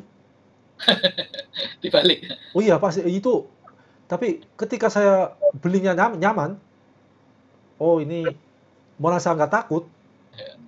itu hampir 90% itu turun. Jadi itu tanda-tanda jangan entry sekarang. Karena Maksudnya harus kontrarian gitu. oh harus kontrarian. Kebanyakan Pak, kebanyakan. Kecuali saya benar-benar research-nya kencang, saya yakin. Dan itu mungkin beda cerita. Tapi ketika kita day trading atau scalping, itu misalkan ada guyuran masif, ada panic selling. Dulu itu kan, waduh, itu takut kan saya juga. Tapi begitu belajar dari Pak Bekti, ketika ada panic selling, kalau klik buy, tutup mata ada klik buy, kebanyakan itu mantul. Iya. Sama di swing juga sama. Jadi wah ini kayaknya lebih turun lagi, ini udah candle merahnya udah panjang nih. Terus udah takut nih, kalau gitu ya kebanyakan dia mantul. Jadi ini yang saya alami trading psikologi. Terus kedua money management, yang tadi betting formula itu Excel. Lama-lama saya juga cari-cari gimana caranya untuk menentukan nilai pertaruhan. Tapi lebih tenang, lebih sudah struktur itu apa. Jadi ya saya temukan yang tadi 2 formula itu. Terus itu withdraw ketika loss, withdraw ketika profit. Jadi saya lihat contoh Pak Bekti ya. Pak Bekti misalkan pernah ada banyak loss 1 bulan. Beliau juga agak mengakui waktu itu ada manajemen risikonya tadi ada yang saya salah, terus ada over trading juga. Jadi dia evaluasi, terus banyak withdraw. Jadi lebih dari 50% dari total nilai dari trading, terus mengecilkan porsi yang dia trading. Jadi dia jauh lebih tenang, terus konsisten profit lagi. Terus waktu profitnya besar, itu pun dia pasti tarik untuk mengamankan aset. Ada contoh yang terbalik, misalkan dia modal 100 juta, tapi loss-nya udah 5 juta, tapi dia deposit lagi, jadi dibikin 100 juta lagi. Nah itu memang pilihan masing-masing. Tapi kalau saya perhatikan, apa namanya, itu kan untuk tutup lubang pakai deposit. Nah itu ada beban psikologis pasti ada. Jadi ketika ada withdraw, ketika ada loss, dianjurkan sama saya lihat yang master mereka itu mengecilkan jumlah nilai. Jadi dia berniat untuk withdraw. Itu manajemen. Terus itu kayak Pak Bekti itu ada stock universe nggak yang dia fokusin atau dia trading sembarang? Oh, dia kan udah hafal. Udah 8 tahun 9 tahun kan udah hafal. Jadi pola-pola sahamnya sudah di dalam otak udah ada. Jadi memang beliau ini setiap hari ada saham-saham incar. Beliau itu kasih tahu kita coba perhatikan saham-saham ini aja untuk besok. Misalkan dia udah turun dalam, udah air bercili-cili, tapi ini kayaknya sudah numpuk banyak yang nyangkut itu. Jadi besok kalau sekalian ada yang tarik, udah saham bisa yang satan-satan yang sebelumnya nyangkut itu udah bisa hilang misalkan. Jadi dia melakukan filteringnya itu berdasarkan informasi apa? Apakah dari misalkan bandarmologi atau news atau apa? Itu ada ininya apa? Dulu kalau real time broker Zoom dia pernah pakai bandarmologi juga. Cuman sekarang kan memang murni beliau itu pilih saham dari running trade. Jadi ada yang rame, dia lihat bid overnya enak, dia masuk. Cuman dia sudah hafal gambarannya di otak chartnya. Oh ini udah turun dalam atau ini sudah arah 3 kali, jadi saya nggak masuk, misalkan. Tapi dia levelnya kan bukan ini ya, bukan follower ya, dia mungkin market movernya sendiri kan. Oh ya. Jadi dia sengaja kalau saya lihat pola-polanya Belvin itu juga dia tuh sebenarnya bukan influencer tapi dia ngelihat juga ininya posisi teknikalnya itu bagus baru dia masuk gitu. Kemudian dia moving the market gitu. Iya. Kalau sehingga chance untuk direspon oleh market itu besar. Saya lihat polanya dia gitu. Misalkan dia bentuknya ascending scallop gitu. Kemudian dia hantam jebret ya pasti direspon pasar. Sehingga dia terjadi snowball effect gitu. Ya. Itu mungkin pola-pola yang saya duga. Saya nggak tahu saya nggak pernah kenal dengan Pak Bekti atau market mover atau block trader yang lainnya. Tapi saya lihat beberapa memang menggunakan technical yang bagus, dia masuk hantam kemudian dia lakukan untuk menggerakkan marketnya gitu. Ya. Misalkan contoh ya Pak Jones Hans Wijaya, tahu kan di Bandar MG? Iya. Nah, beliau pernah cerita, ini kan udah selesai ya, ADMR udah selesai. Jadi ADMR waktu dia IPO, tim mereka juga ikut IPO. Tapi kan IPO kan dikasih barangnya kan cuma dikit kan. Jadi MG kan karena jalur cepat, maksudnya sekuritas yang pegang punya jalur cepat, dia tembak di market pagi-pagi. Jadi ambil barang, terus udah mendekati 600-700 mereka udah sempat keluar. Terus mereka cuma main-main aja. Tapi mereka memang sebagai market mover, mereka coba pasang bid yang tebal, terus tembak-tembak ke atas, ada yang respon, jadi mereka cabut bid, terus buang, tapi tetap aja harga sahamnya nggak turun. Berarti lawannya kecil, lawannya nggak banyak. Justru yang demand-nya lebih banyak. Jadi mereka pasang bid lagi, tembak lagi, direspon, buang, pasang bid-nya udah dicabut, tapi naik lagi. Jadi dia sebagai market mover, dia memang utamakan ini market respon. Terus dia kan ini ada sekuritas yang ngeluarin report yang target price yang 700, IPO-nya kan 100-an. Jadi dia pede ada pegangan. Jadi dia sampai 700-an gitu, dia tembak atas terus, tapi habis itu pun memang respon marketnya bagus. Jadi mereka kerjain lagi, ya sampai 1000-an mereka ada mainan juga di sana. Tapi juga itu dibantu oleh ini timing sektoralnya bagus karena harga gold internasional kan naik terus mencapai all time high baru dia. Kayaknya kalau saya lihat Adaro Group itu dia memang jago di bidang ini IPO. Jadi memang Boy Tohir itu dulu waktu dia IPO-nya Adaro juga dia sangat sukses kan gitu. Gitu. Ini yang ADMR nih IPO kedua ya, atau IPO keberapa yang dia sangat sukses. Jadi memang dia pinter membaca timing sektoralnya, kemudian pinter membaca memilih ininya underwriter-nya, kemudian memilih ya semua ekosistemnya dia gerakkan semua sehingga dia bisa fundraising dalam jumlah yang sangat besar gitu. Siap. Berarti kalau Adaro Group ya kita selalu perhatikan. Ya itu. Kalau saya lihat timingnya benar-benar tepat itu. Pas harga gold naik terus, kemudian dia persis dengan IPO Buka. IPO Buka kan waktu ekosistem digital lagi terbang semua. Dia masuk, ya udah dia terbang. Walaupun harganya kan kalau kita lihat kan premium sekali ya. Iya. Memang benar Pak. Jadi timing untuk sektornya lagi hype. Terus saham yang terkait itu yang lagi IPO, nah kita kejar. Iya. Siap Pak. Jadi mungkin karena kan kayak sektor tertentu kayak batu bara ini kan ada seasonality-nya. Biasanya kalau dia menjelang akhir tahun atau awal tahun dia pasti umumnya ininya geraknya luar biasa gitu. Setiap kalau kita lihat di Stockbit juga ada seasonality-nya itu. Oh iya Pak, betul. Di komoditi itu. Itu juga bagus sih. Jadi kadang-kadang butuh masukan dari teman-teman.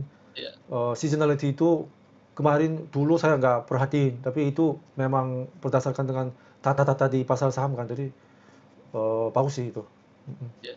Beberapa grup juga ada seasonality-nya. Misalkan kayak grupnya MNC itu kan orang banyak bilang setiap kali Chinese New Year saham dia gerak semua. Ternyata juga benar kan. Oh, MSIN. Ya, Bakri Group setiap Januari gerak juga banyak gerak juga. Oh. Nah, itu juga faktor yang kita bisa pertimbangkan karena orang percaya seperti itu pasti mereka coba beli kan. Wah, itu bikin demand. Iya. Ya, ada ini ya ada ini belief bahwa grup tertentu gerak di season tertentu. Ya, siap.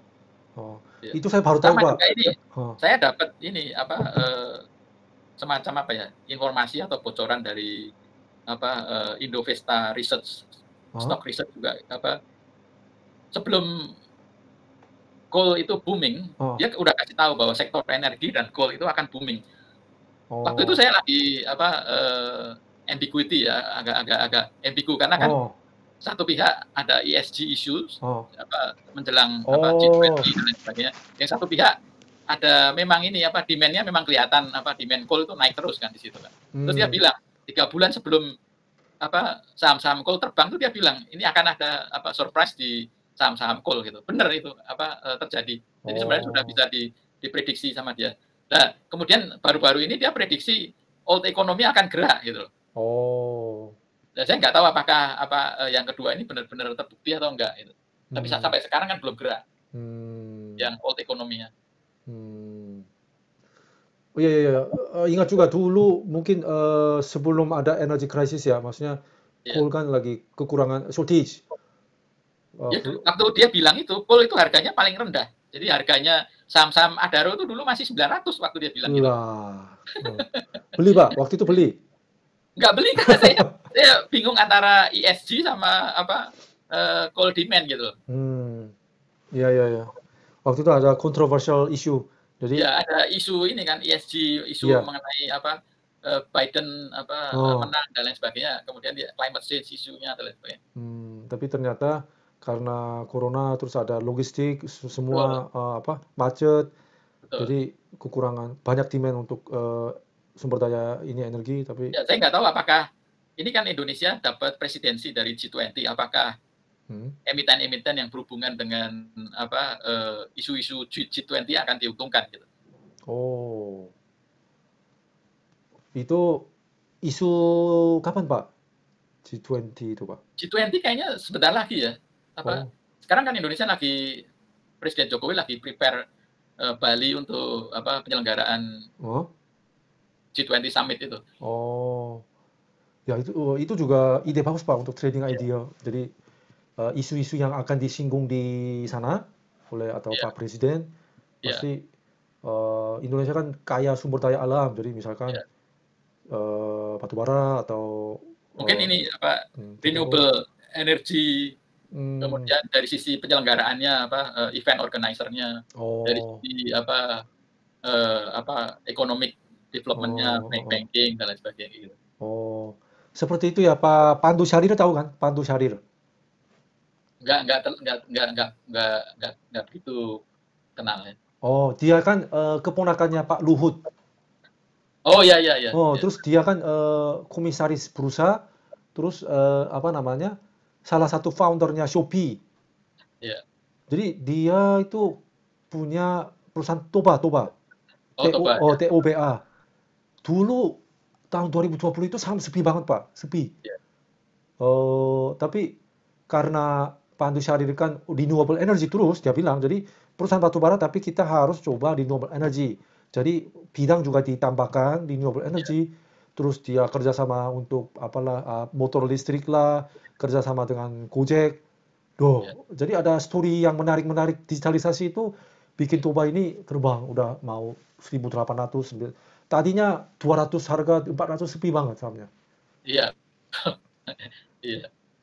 Terus juga ini isu mengenai electric vehicle dan lain sebagainya, apakah yang kemarin itu mau digoreng lagi, misalkan kayak nikel dan lain sebagainya. Kita memang susah prediksi, cuman kalau gimana Pak, itu Antam sama Inco kan tahun 2020 Desember November itu kan waktu itu kan heboh. Iya. Terus sahamnya agak overshooting waktu itu kan. Iya, Jadi overshoot. banyak yang nyangkut. Jadi Iya. saya lihat beberapa kali ada berita-berita atau mengenai nikel yang dimain pasar. Oh, ini ada Antam. Tapi karena sudah banyak orang nyangkut, sahamnya susah naik. Iya. Jadi misalkan kayak contoh kayak Toba, dulu kan nggak pernah naik. Jadi dia yang Iya.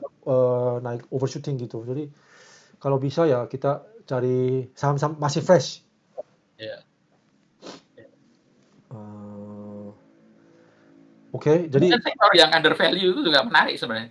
Kayak misalkan ini, saya lihat kalau kita lihat di IDX website itu kan dari situ ada grafik sektoralnya yang mana yang sangat dalam koreksinya, mana yang tinggi terus.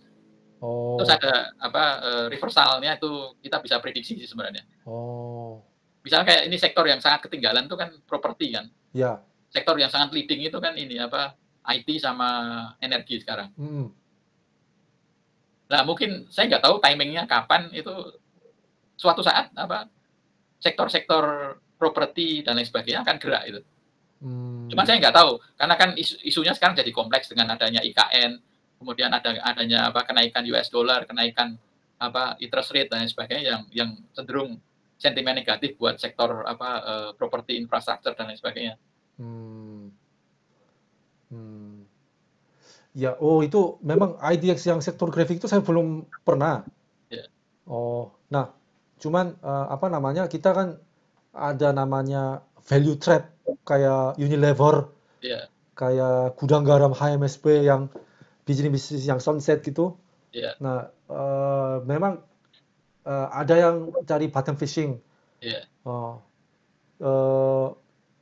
Nah, makanya sektor yang lagi sideways tapi bisa ditambah dengan growth story, dia mau arah ke digitalisasi.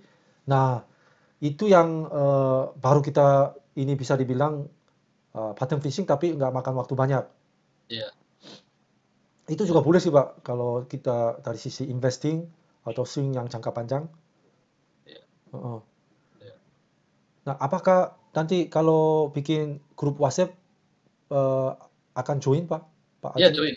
Oh, siap. Yeah. Sebentar. Prinsipnya gini, kalau kita trading dengan banyak kepala kan pasti secara teoritis hasilnya harusnya lebih bagus gitu. Iya. Karena kan kita bisa cover berbagai sudut gitu. Iya. Apalagi kalau kita melakukan ini pembagian tugas dan tanggung jawab. Misalkan ada yang cover sektor ini, atau dibagi matriksnya, ada yang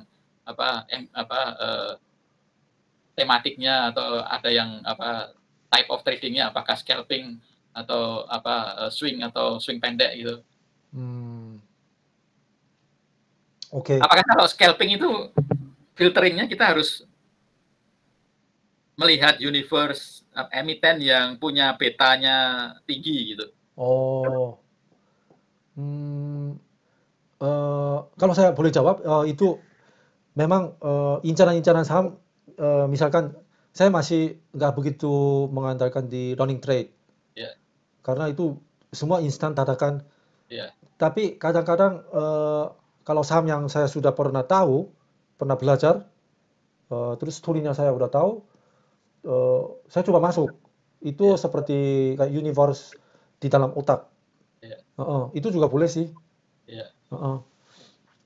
Soalnya misalkan emiten batu bara itu kan ada yang betanya tinggi, ada yang betanya rendah gitu. Ada yang sangat responsif terhadap perubahan harga batu bara internasional, ada yang nggak begitu responsif. Ya Pak. Oke. Jadi saya usul nanti di grup. Terus ini mohon maaf ya Pak. Ini kita cuma ada 4 orang. Yeah. Kalau termasuk yang hari ini izin nggak masuk, mungkin termasuk saya 5 orang. Yeah. Memang saya nggak banyak posting untuk bikin grup ini. Jadi lihat siapa yang benar-benar serius. Yeah. Jadilah bisa ketemu Pak Aji, Pak Simin, Pak Andrian, terus ada satu lagi Pak Ahmad. Jadi kalau kita bagi tugas, terus saya juga usahakan di tim kami lagi bahas saham kayak gini, oh ini kayaknya bakal menarik. Nanti saya juga bisa share di grup. Terus kita juga ada effort untuk research ini. Oh ternyata saham ini ada risk yang ini. Dia pernah disuspend karena ada cerita buruk misalkan. Kalau kita kan kita bisa filter gitu. Ya bagus, start small aja lebih manageable kayaknya. Iya, siap. Oke. Oke Pak, mungkin ada lagi pertanyaannya? Ya sebenarnya banyak, coba sambil jalan aja. Sambil jalan. Karena kan riset ini kan bidangnya yang harus kita pahami di capital market itu kan sangat luas. Jadi kalau kita nggak memilih fokus itu memang kadang-kadang kita ini terombang-ambing dengan sea of information. Oh iya Pak, benar. Jadi banyak distraction, jadi nggak bisa fokus yang. Misalnya gini, sumber-sumber news saja kita baca semua artikel di Bisnis Indonesia, di investor, di itu pusing. Oh iya. Informasinya begitu banyak. Oh iya betul. Tapi kita harus makanya harus ada fokusnya, harus ada timnya, tematik area-nya supaya kemudian mengidentifikasi apa yang menggerakkan market dan lain sebagainya di situ. Ya. Mungkin Pak dari Pak Untung sendiri apakah mengikuti ini berita-berita news kayak di Bisnis Indonesia atau investor daily. Terus terang saya ini di grup WhatsApp dan grup Telegram kan sudah ada grup yang sebarkan berita-berita. Ya betul, ya. Sebetulnya saya utamakan itu sih. Kalau memang kontan terus bisnis daily Indonesia gitu saya kadang-kadang baca. Tapi kan secara garis besar aja sih, nggak baca sampai detail. Soalnya beberapa grup itu saya lihat dia fokus ke news, dia baca pagi-pagi sekali jam 4 sampai atau jam 5 pagi, kemudian dia olah ininya, dia gerakan saham-saham tertentu. Saya lihat cukup efektif ininya. Cara kerjanya dia memang gitu. Jadi dia punya satu grup, kemudian dia pagi-pagi jam 4 atau jam 5 pagi dia udah bangun baca ini news berita-berita hari itu. Kemudian dia lakukan filtering, kemudian dia gerakkan saham-saham yang dia masuk ke shortlistnya dia. Berhasil juga. Itu semacam seperti misalkan kurungnya cari cuan lovers gitu. Ya itu grupnya Bardas dulu melakukan itu, kemudian ada cuan gitu, cuan itu juga dia melakukan kayak gitu dia. Jadi pagi-pagi dia ada morning briefing, berita apa yang hangat untuk dipakai untuk menggoreng sahamnya itu, baru dia lakukan di situ. Saya nggak tahu apakah scalper yang kakap kayak Pak Beni Umben itu melakukan di situ.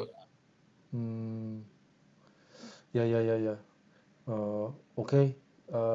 Terima kasih Pak Aji masukannya. Jadi kalau boleh tahu nanti Pak Aji ada mungkin sektor-sektor khusus yang mau coba ambil seperti tugas gitu atau bisa. Saya suka dengan ini banking digital. Banking karena digital. Saya punya background di bidang banking. Dulu pernah bekerja di bank untuk mengembangkan automation. Kemudian saya ngikutin juga ini peraturan OJK mengenai digital bank ini.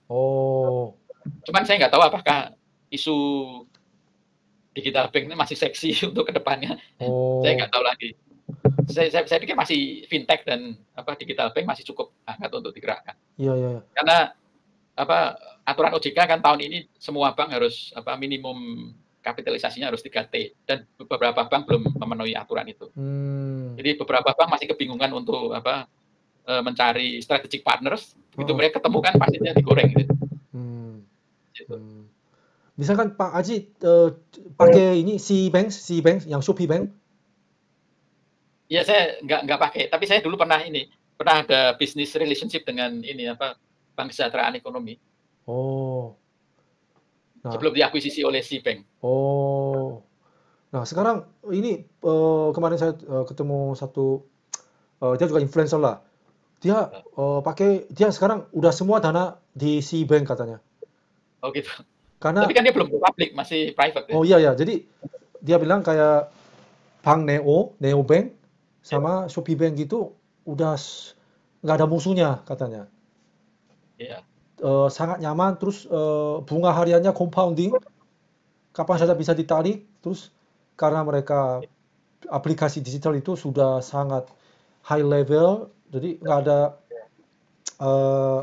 macet di koneksi lah apalah. Jadi wah, jadi digital bank ini memang walaupun harga saham sudah banyak sudah digoreng, tapi masih ceritanya kayaknya masih panjang Pak. Kalau Iya masih panjang ya. oh, Tapi sudah istilahnya itu sudah separuh perjalanan dan akan segera berakhir memang. Kayak sebenarnya kasusnya kayak sektor batu bara kan sebenarnya udah mencapai puncak, tinggal penyelesaian. Iya Pak. Jadi isu di bank-bank digital itu semua diresponnya kan welcome di market. Ya. Karena story-nya ke digital banking. Jadi ya misalkan kemarin apa ya Bank Amar, terus BGPG, Dinar. Dinar, ya itu memang kalau pada saat sepi kita udah coba beli, sebentar lagi ada yang pom-pom, ada yang di-mine. Itu sih. Oke. Saya juga ngikutin dari dalam kayak Bank BCIC, kemudian Bank Capital dan sebagainya di situ. Tapi memang kurang ini sih, memang saya lihat dia struggling. Itu tercermin dengan ininya, price action-nya juga jelek kan.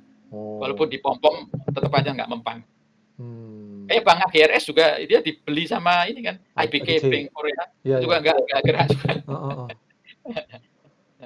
Tapi saya percaya bahwa terjadi seleksi alam di sektor bank digital. Jadi nantinya yang bisa growing well itu mungkin hanya segelintir, nggak sebanyak itu.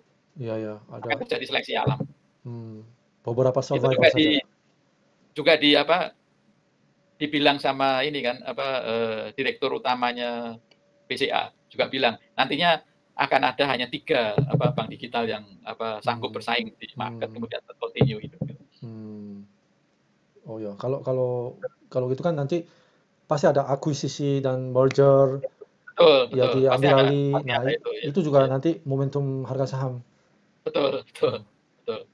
Ini saya rasa ketentuan OJK capital minimum 3T itu banyak yang nggak bisa dipenuhi dan mereka terpaksa akan merger. Cuman sekarang pemilik banknya itu lagi kebingungan cari strategic partner. Kayak terjadi di Bank Capital, kemudian di BCIC dan lain sebagainya.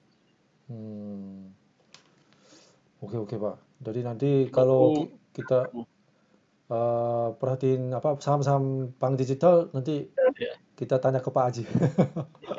Karena saya tertarik di sektor properti juga. Cuma sayangnya sektornya itu paling ketinggalan. Iya. Masih ini ya di anak tirikan di market. Iya. Cuman banyak ini kompleks sih, sektor properti kompleksnya itu karena ada isu itu IKN itu. IKN itu menyebabkan sektor properti kebanyakan ada di ibu kota Jakarta. Dan kalau dia dipindah itu kan akan mempengaruhi ini ya demand-nya.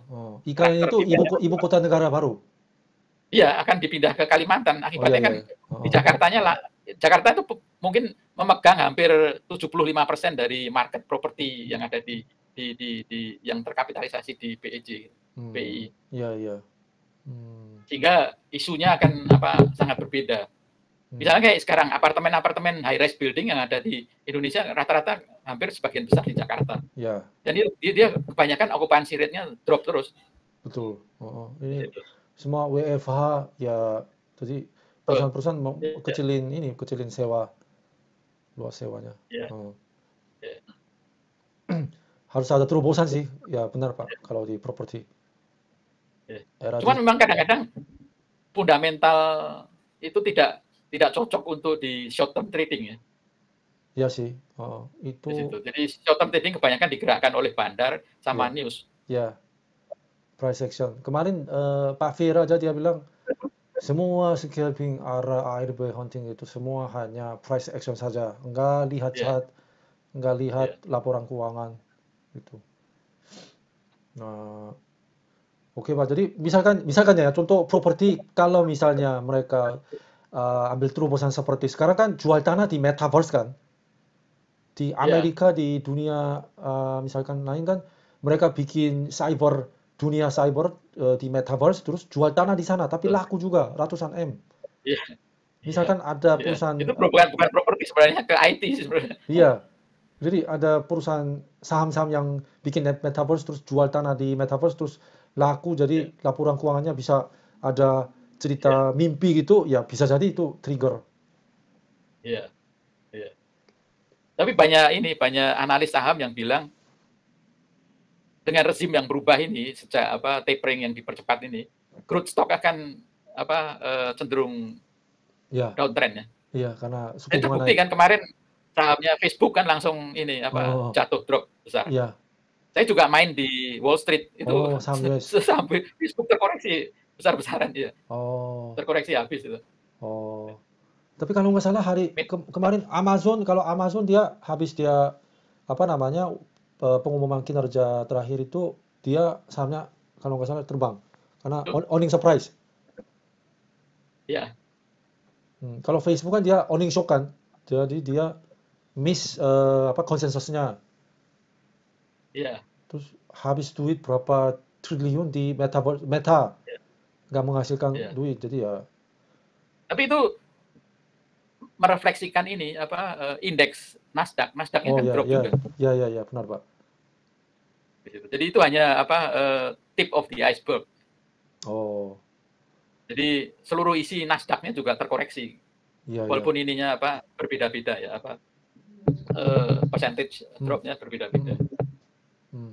Tapi saya juga curiga itu akan happening di Indonesia itu, di mana saham-saham yang sektor digital akan terkoreksi hebat juga. Hmm, Mungkin loh, saya nggak tahu oh. saya bukan dukun, mungkin terimbas di sini. Oh, bisa bisa jadi sih, cuman pasar saham Indonesia itu so far paling terkuat di Asia. Bahkan kalau Dow Ya, Jones ambruk pun pasar saham Indonesia masih kuat karena mungkin banyak sekarang kan saham-saham komoditi komoditi related ini kan ini ya, ya dapat banyak demand. Jadi IHSG itu masih bisa tahan karena saham-saham komoditi. betul. Ya. Tahun Tapi ini 2020 juga ada yang menarik ini. Dinamika market itu berubah cepat. Kalau ya. dulu sebelum waktu dia COVID itu kan IHSG itu mirroring Dow Jones. Tapi Oh, sekarang oh, sejak 2020 akhir ini dia discoupling, nggak lagi mirroring Dow oh, Jones lagi, gerak iya ya, sendiri-sendiri. iya iya iya. Waktu 2020 Nasdaq sama saham Korea terbang, Indonesia masih Ya, begini. Terus ya ya, analisanya ya karena di pasar saham Indonesia nggak ada saham teknologi. ya, Tapi sekarang udah terbalik. Jadi ya, saham-saham komoditi yang sekarang raja. Jadi ya ya, Indonesia gini.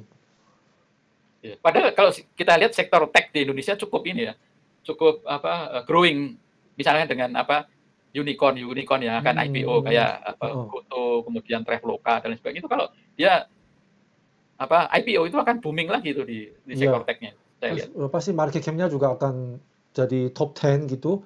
Berarti Iya, dia mempengaruhi gerakan LQ45, Kompas 100. betul.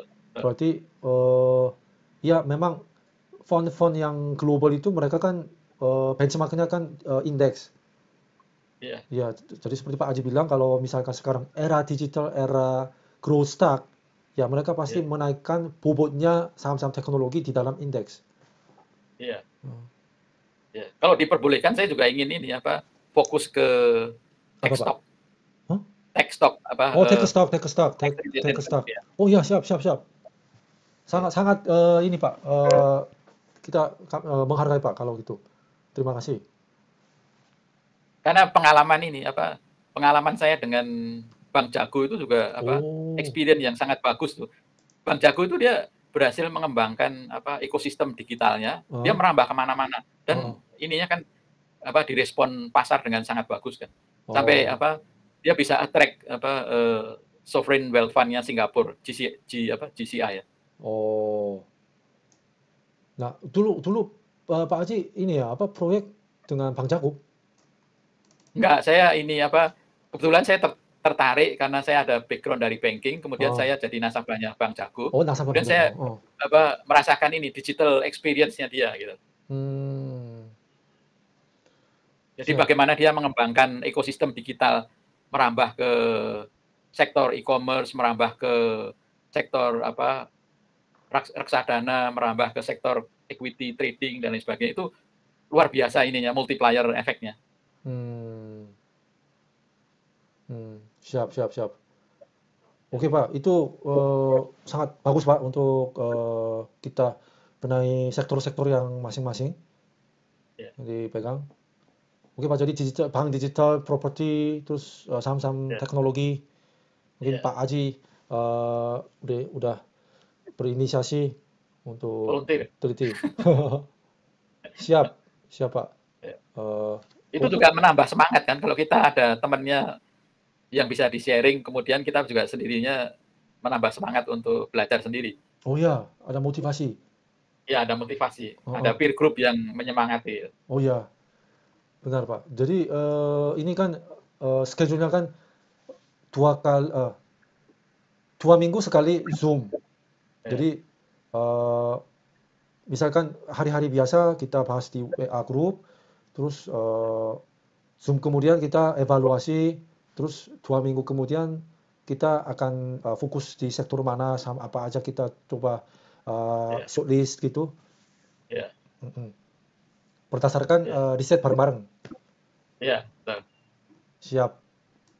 Baik, ada lagi Pak Aji? Ya Pak, banyak sih, cuman mungkin bisa kita sambil jalan kita bisa bicarakan. Siap. Nanti. Baik. Nah, oke, terima kasih banyak Pak Aji dan Pak Simin. Pak Simin, semoga cepat sembuh. Terus kita bisa ketemu di WA Group. Nanti file-file yang hari ini saya share itu akan dikirim melalui email aja Pak. Saya kirim email, terus akan ini saya di chatting saya sudah tinggalkan nomor WA saya. Jadi nanti tolong di WA-in saya, nanti saya bikin grup. Good idea. Oh siap. Oke, terima kasih banyak hari ini atas waktunya. Terima kasih banyak Pak Untung. Ya, Pak Aji dan Pak Simin, kita sampai jumpa di WA Group. Dan nanti mungkin ini Google Meet ternyata enak juga. Jadi kalau Zoom-nya masih error, nanti saya ini aja, Google Meet aja. Oke, no problem. Siap. Oke, baik. Terima kasih Pak Aji. Terima kasih banyak Pak Untung. Ya, selamat siang. Bye-bye. Ya, monggo Pak. Ya, selamat siang. Siap, monggo Pak. Keluar duluan, saya tetap sini aja.